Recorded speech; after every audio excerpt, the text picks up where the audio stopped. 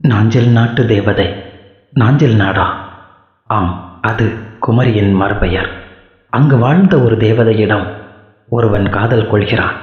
இதுவே இக்கதையின் கரு. கதை என்றால் கவிதை வடிவில் கதை. கதையோடு கவிதை புனைவதா, கவிதையோடு கதை எழுதுவதா என்ற கேள்விக்குள் எனக்கு விடையானதே இந்த கவிதை வடிவில் கதை. கேட்டு பாருங்கள், பிடித்திருந்தால் பகிருங்கள்.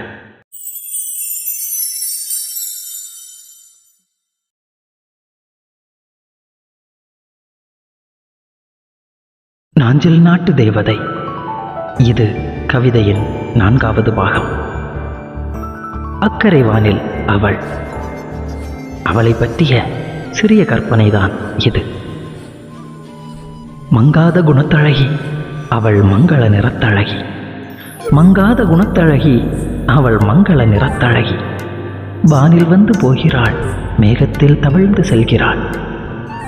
அவள் உருண்டை நிலவா, ஒற்றை கீட்டு மின்னலா? ஒளிவட்டம் தெரிகிறது, ஒற்றை கீட்டும் தெரிக்கிறது. மின்னலாய் பறிக்கிறாள் என் பார்வையினை மொத்தமாய். மின்னலாய் பறிக்கிறாள் என் பார்வையினை மொத்தமாய். ஜன்னலில் காற்றாய் வருகிறாள், கன்னத்தில் வந்து தீண்டுகிறாள். அதை எண்ணத்தில் எழுதவா, எண்ணம் கொண்டு எழுதவா? அவள் இயக்கத்தின் எதிர்பார்ப்பா, எதிர்பார்ப்புக்குள் புது ஏக்கமா? புதிர் ஊட்டு போகிறாள் புத்துயிர் ஊட்டும் தேவதை. உயிர் கொய்து போகிறாள் சித்திரை மாத நிலாமகள். அக்கரை வானில் உலவுகிறாள், இக்கரையில் நான் நிலவுகிறேன். காத்திருக்கிறேன் தனியாக, தினம் பூத்திருக்கிறேன் ஒரு பூவாக. வருவாளா, வந்து பறிப்பாளா, தருவாளா, மனம்தான் தருவாளா? தண்டுவடம் குறு குறுக்குது, அவளை கண்டு மனம் தவிக்குது.